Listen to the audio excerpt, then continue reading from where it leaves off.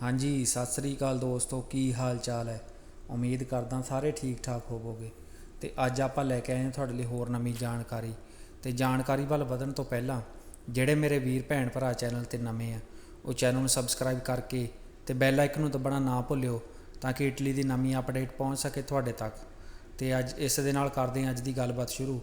सब तो पहला गल करते हैं कि कई वीरां दे कमेंट आए कि असीं नवें पेपर भरवा सकते जिहड़े हुण 40,000 का कोटा होया।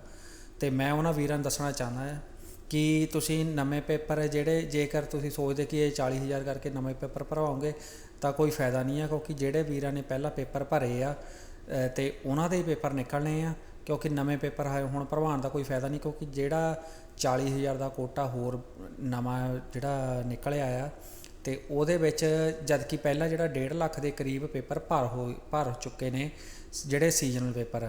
तो उस इसलिए ਜਿਹੜੇ ਵੀਰਾਂ ने तो पहला पेपर भरे भी ठीक है, नवें पेपर भरवाउण ਦਾ हजे कोई फायदा नहीं है, क्योंकि ਜਿਹੜੇ 1.5 ਲੱਖ पेपर भरे ਉਹਦੇ ਵਿੱਚੋਂ ਪਹਿਲਾਂ 44,000 ਉਹਦੇ ਵਿੱਚੋਂ निकल गया सी तो 40,000 ਉਹਦੇ ਵਿੱਚੋਂ ही होर निकलना आ। तो फिलहाल तो पैसे जे कि इन्ना पैसे फसाउण वाला काम आ, तो इसलिए हजे पेपर जे किसी ने भरने आ तो थोड़ा वेट कर लो जदों तक नवें कोई होर अपडेट नहीं आ जाती पेपरां बारे। अगे गल करते हैं कि नवें कोटे की क्लिक डेट कदों होवेगी, क्योंकि बहुत सारे जिन्होंने वीरां ने पेपर भरे है या कोई भरवाना चाहते वो सोचते कि इसकी क्लिक डेट होगी। तो उन्होंने वीरां दसना चाहना कि इन्हों की इस पेपरां की जिहड़े 40,000 का कोटा वधिया ਇਹਦੀ क्लिक डेट कोई नहीं होगी, क्योंकि सरकार वालों ऐलान किया गया सी कि जदों ये गजेता ऑफिस में छप के आ गया उस तो 30 दिन बाद नूले उस ते ऐटोमैटिकली निकलने शुरू हो जाने हैं।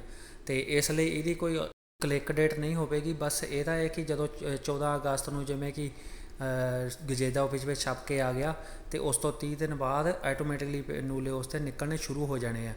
तो इसलिए जोड़े भी वीरां ने पेपर भरे हुए आ वो अपने मालक नाल कंटैक्ट रखो, तो जोड़े भी एजेंट तो या यार दोस्तों जो भी पेपर भराए आ तो उन्होंने कंटैक्ट रखो ताकि वो तुहानूं दस सकन कि जदों भी तुहाडा कदे नूला उसका जारी हो जाता है। अगे गल करते हैं कि पेपर निकलने तो किन्ने दिन बाद नूला उसका मिल जाता, क्योंकि एक वीर का कमेंट आया सी कि उसने कहा कि एजेंट कहता आ कि तेरे पेपर निकले है बस तैनूं हुण कुछ टाइम बाद नूला उसका मिल जाना है। तो मैं उस वीर नूं दसना चाहता कि शायद होर भी वीरां नाल इदां हो सकती है। तो वीरां नूं दसना चाहता कि जिहड़े जिवें कि किसी ने कहा तुहानूं कि तुहाडे पेपर निकले नूला उसका मिल जाना आ हफ्ते तक 10 दिन या महीने तक, तो उन्होंने वीरां दसना चाहता कि जिहड़ा नूला उसका उही पेपर हुंदा आ, होर कोई पेपर नहीं निकलता।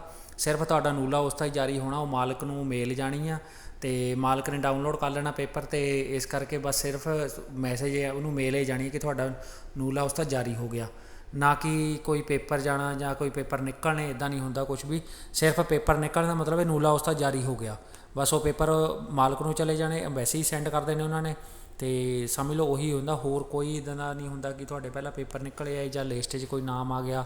तो इदां दा कुछ नहीं होंदा, जदों पेपर निकले तो तुहानूं मिल जाने आ।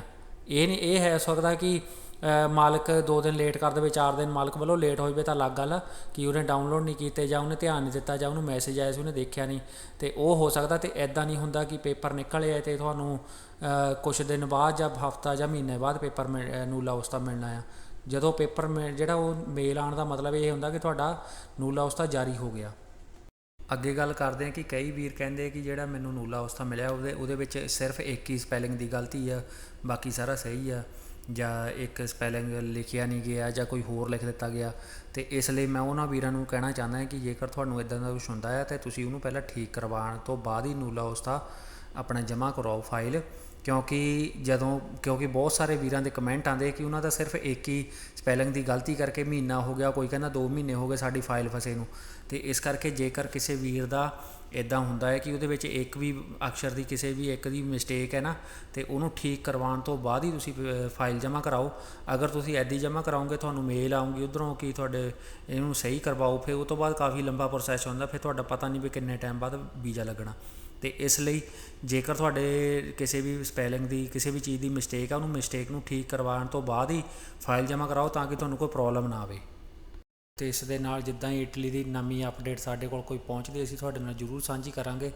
तो ये सी अज की जानकारी, जे जानकारी वधिया लगी तो लाइक शेयर कमेंट जरूर करिओ। धन्नवाद।